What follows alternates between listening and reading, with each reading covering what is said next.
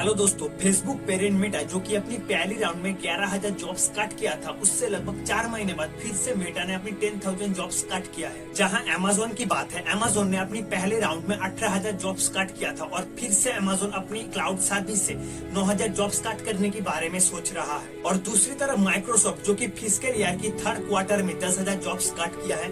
Twitter, Intel, लीप, JP Morgan जैसी और भी कई ऐसी कंपनी है जो कि अपनी कॉस्ट कट करने के लिए एम्प्लॉयज को जॉब से बाहर निकल रहा है।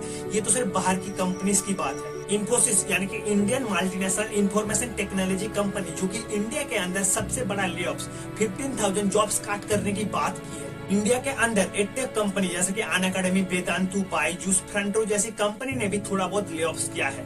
और स्विगी, ओला, टांजो, कैस्प्री जैसी कई कंपनी भी लेऑफ्स किया है। दुनिया भर में 113 कंपनियों ने इस साल की शुरुआत में अपनी कॉस्ट कट करने के लिए अपनी एम्प्लॉयज को जॉब से निकाला है।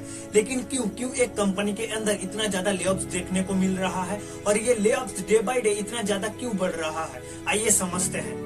The mass layoffs continue at Facebook's parent company Meta. In other developments, and Amazon is starting a massive round of layoffs that have previously announced job cuts that are expected to impact up to 9,000 employees. आप लोगों को ये video अच्छा लग रहा है तो please channel को सब्सक्राइब कर लेना, क्योंकि आप लोगों का एक सब्सक्राइब मुझे बहुत ज्यादा मोटिवेट करता है। अपनी टॉपिक पे वापस आते हैं। दुनिया भर में ये जितने भी लेऑफ्स देखने को मिल रहा है, इसका पीछे का कारण है रिसेशन। रिसेशन को समझने के लिए हमें इसका पहले बेसिक समझना पड़ेगा। जीडीपी, एक कंट्री के अंदर जितने भी प्रोडक्ट प्रोड्यूस हो रहा है उन सबका जो वैल्यू है उसे एक साथ जीडीपी कहा जाता है। सिंपली कहा जाए तो आप किसी भी फॉरेन कंट्री में घूमने गए हो और वहां पे जाके आप कोई भी चीज खरीदते हो और उस चीज के लिए आप जो पैसे दे रहे हैं वो पैसा उस कंट्री की जीडीपी में कन्वर्ट हो जाता है। लेकिन जीडीपी कहीं अलग अलग चीजों के ऊपर डिपेंड करता है। मैं आप लोगों को इस तरह से समझाया क्योंकि इससे आप लोगों को दिक्कत नहीं होगी। और दूसरी तरफ रिसेशन और इन्फ्लेशन ये मार्केट के सप्लाई और डिमांड के ऊपर डिपेंड करता है। अगर मार्केट में पैसा है तो डिमांड भी नॉर्मल होगी। अगर मार्केट में ज्यादा पैसा आ जाए तो डिमांड भी बढ़ जाएगी और डिमांड बढ़ने से सप्लाई कम हो जाएगी। सप्लाई कम होने से महंगाई बढ़ जाएगी। इसे इन्फ्लेशन कहा जाता है। जब लोग ज्यादा चीजें खरीदते हैं तो किसी भी कंट्री के जीडीपी ऊपर की तरफ जाता है और जब लोग कम चीजें खरीदते हैं तो जीडीपी नीचे की तरफ जाता है और ये लगभग 6 महीने तक चलता है, तो उसे रिसेशन कहा जाता है। कोविड के टाइम जब पूरी दुनिया में लॉकडाउन चल रहा था, सब कुछ बंद हो चुका था, उस समय लोग एक दूसरे के साथ सोशल मीडिया के थ्रू कनेक्ट हो रहे थे। घंटों तक सोशल मीडिया में ऑनलाइन रहते थे क्योंकि उस समय लोगों के पास करने के लिए कुछ था ही नहीं। इससे एड बेस्ड प्लेटफॉर्म जैसा कि गूगल, फेसबुक, इसके अलावा अमेज़न, नेटफ्लिक्स, इन सारी प्लेटफॉर्म पे और भी ज्यादा ऑडियंस आने लगा और इन सारी कंपनीज के रेवेन्यू में एक अनएक्सपेक्टेड हाइक देखने को मिला, जिस वजह से ये सारे कंपनी और भी ज्यादा एम्प्लॉयज को हायर करने लगा। इन सारे टेक कंपनीजों ने सोचा कि इन लोगों का रेवेन्यू और भी ज्यादा ऊपर जाएगा, लेकिन इन लोगों का गलतफहमी दूर हुआ कोविड के बाद। कोविड के टाइम लोगों के पास पैसा नहीं था और रिसेशन आने के डर से गवर्नमेंट ने लोगों को कम इंटरेस्ट में लोन देना चालू किया।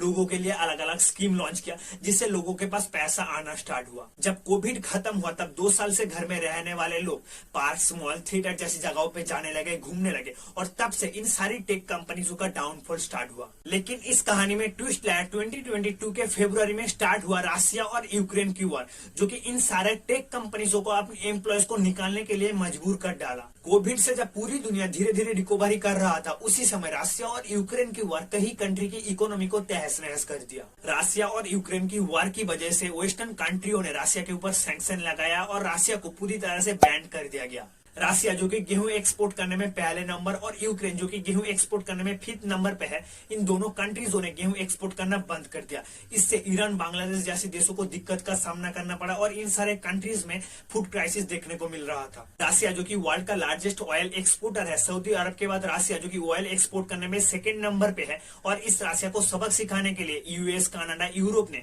रशिया के ऑयल और गैस के ऊपर बैन लगाया और किसी भी कंट्री रशिया से ऑयल या गैस इंपोर्ट नहीं कर सकता था। अगर उस कंट्री रशिया से ऑयल या गैस इंपोर्ट करता तो उस कंट्री के ऊपर सैंक्शन लगता, बैन लगता। हालांकि इंडिया रशिया से ऑयल इंपोर्ट करता है, ये एक अलग कहानी है। इससे सबसे ज्यादा दिक्कत हुआ यूरोप को। यूरोप जो कि गैस इंपोर्ट करने के लिए सबसे ज्यादा डिपेंड करता था रशिया के ऊपर और रशिया के ऊपर बैन लगने से रशिया से यूरोप कोई भी चीज ऑयल या गैस इंपोर्ट नहीं कर पा रहा था, जिस वजह से यूरोप में एनर्जी क्राइसिस देखने को मिला। यूरोप जहां विंटर में ठंड के मारे रहा नहीं जाता, वहां के लोग विंटर में घर गर्म करना बंद कर दिया। बर्लिन में 200 से भी ज्यादा हिस्टोरिक बिल्डिंग्स और मॉन्यूमेंट्स का लाइट बंद करना पड़ रहा था। ऑस्ट्रिया, इटाली, जर्मनी में भी स्ट्रीट लाइट्स को बंद करना पड़ रहा था। कोविड के चलते यूरोप में इन्फ्लेशन चल रहा था। रशिया और यूक्रेन के बीच इस वार की वजह से यूरोप में इन्फ्लेशन रेट और भी ज्यादा बढ़ गया। और ये सिर्फ यूरोप में नहीं, बाकी सारे कंट्री का हालत भी कुछ ऐसा ही था।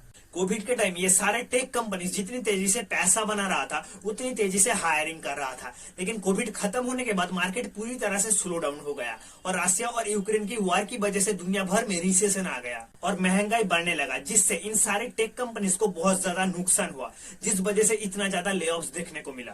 ये रिसेशन और लेऑफ्स किस तरफ जाती है ये आने वाले समय में ही पता चल जाएगा। इसमें आप लोगों का क्या राय है कमेंट सेक्शन में बताइए। फिर मिलते हैं अगली वीडियो में।